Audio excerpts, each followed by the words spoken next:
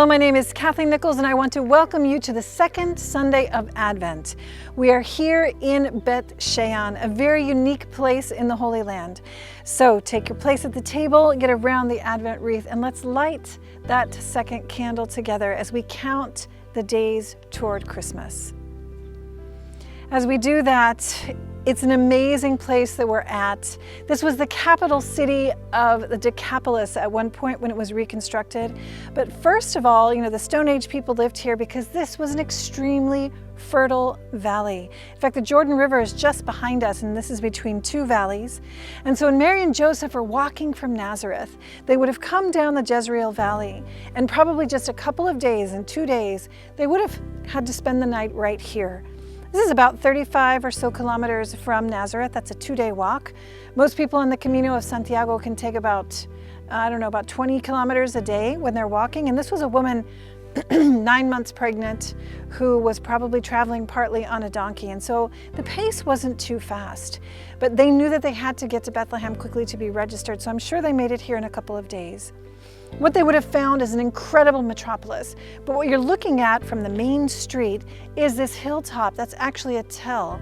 That was where the original city of Beit Shean was. It was a different name, but the people who came to really place their first mark here, like an historical mark, were the Egyptians. The Egyptians came to Beit Shean, to this beautiful, fertile place, and they conquered it because it's a very strategic location. It was only afterwards that the Romans, well, actually before them, of course, Alexander the Great came in through here.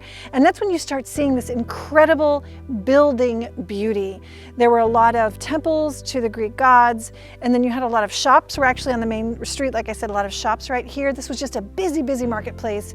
And in 63 AD is when the Romans built upon the Greeks. They came over, took over the Greek culture and just kept making it more beautiful and more grandiose. And so this is what you see here.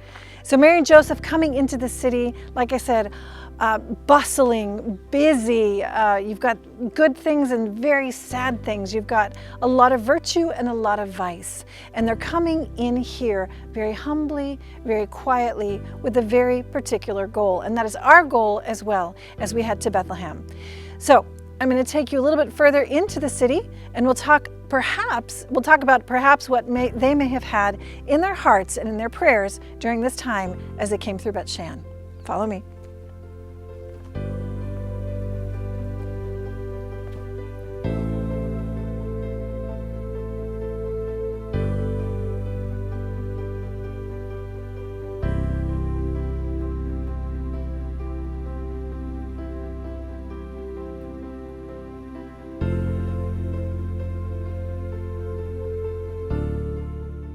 So we can imagine Mary and Joseph coming up the street and then to the main street. But look what we have right here. This is an enormous capital, the top of a very tall column.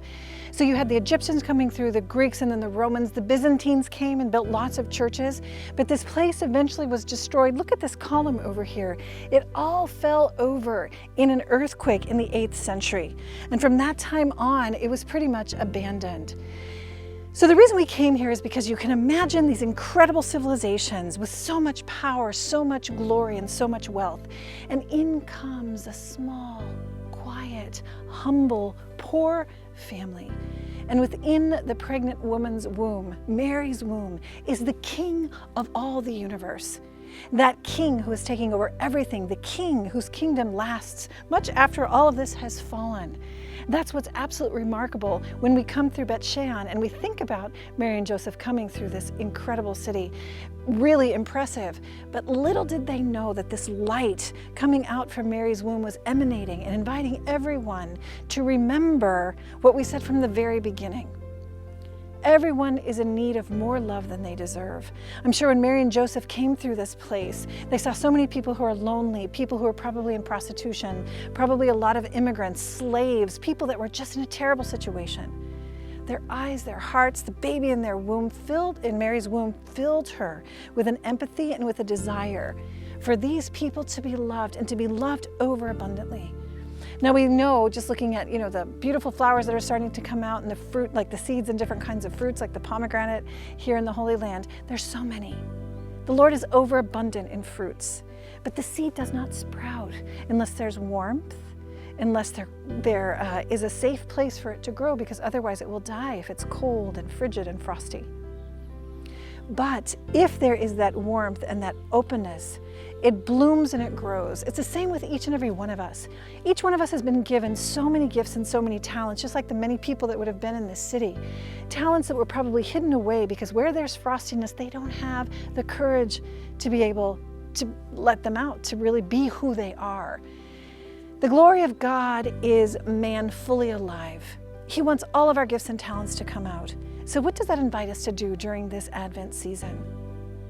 Provide warmth, provide welcome to those who are most lonely, most marginalized, most rejected. This is what Mary and Joseph surely did when they were coming through the city, even just passing through. Like we said last week in the Annunciation, when she said, "Let it be," there was a new creation. Light came into her, the star of wonder that we're following on our way to Bethlehem. And it was this light coming through the city in a way that many people probably didn't recognize, but was just like the desire of the Lord to come and envelop all of them with his warmth and his love. When one is loved, everything changes. If you've ever seen a young man who falls in love with a young woman, something changes. He suddenly stands up straighter. He has confidence. He thinks I'm not so bad looking after all. And that's because he knows that he's loved. It happens to all of us when we have an experience of being loved. That is why the Lord is coming at Christmas.